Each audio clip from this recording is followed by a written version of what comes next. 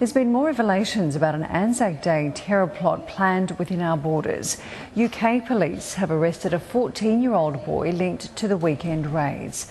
They say they tipped off Australian authorities about the plot, which saw 5 other men arrested in Melbourne.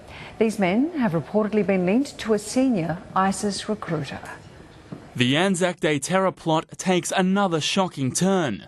One more arrest, this time on British soil. And an arrest in the Northwest Counter-Terrorism Unit of a young man that we have in custody. At the moment, we're busy assessing and investigating the link between the Australian plot and the person that we have in custody, jointly with the CPS. And we are assessing what offences, if any, may have been committed in the United Kingdom.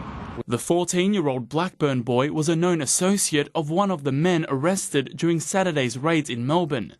UK police picked up on communication between the pair following an arrest earlier this month. We uncovered some materials part of that investigation that indicated a potential credible terrorist threat in Australia. Officials tipped off their Australian counterparts, and then police on both sides of the world pounced. From uncovering this information, we've been in direct contact with them. We've coordinated the arrests together. We've got a team in Australia as we speak at the moment. Once all this started breaking, I've sent a team across. So we are sharing information and intelligence where we legally can, and we will continue to work very closely with them until the inquiry is completed. The alleged plan was to run over a police officer at an Anzac Day event, behead them in an Islamic State-style execution, and then take their gun. There are reports the alleged terrorists have links to a senior IS recruiter. Neil Prakash is one of the figures who was believed to have made contact.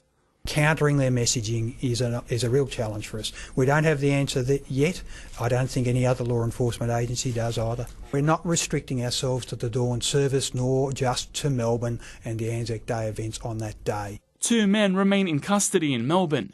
18-year-old Sevdet Basim was charged with conspiring to commit a terrorist act. He returns to court on Friday. A second man was charged on summons with weapons offences, while a third is being held under a preventative detention order that allows police to hold him for 14 days without charge, the first time such an order has been used in Victoria. 2 other men were released. Police say the investigation is still ongoing. Omar Dabbagh, Sky News.